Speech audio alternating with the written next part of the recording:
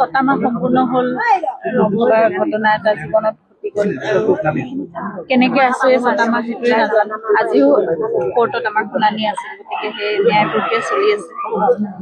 আজি এটা ঘটনাও হৈছে, ফাষ্ট ট্ৰেক আদালতৰ কথা কৈছে।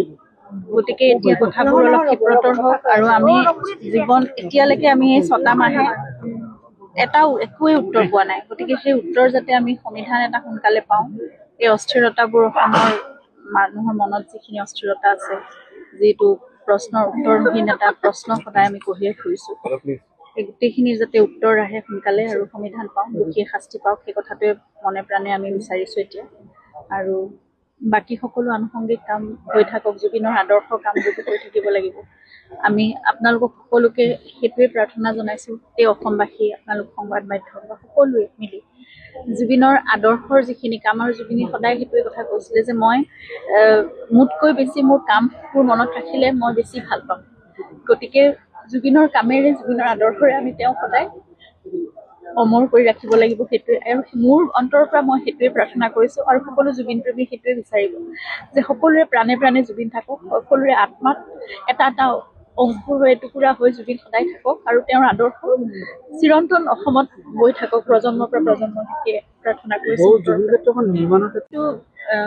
সেইদিনাও আহি কৈছো এই কথাবোৰ তেওঁলোকে এতিয়া আৰম্ভ কৰিছে, কামবোৰ ভালকৈ হওক সেইটোৱে বিচাৰিছো।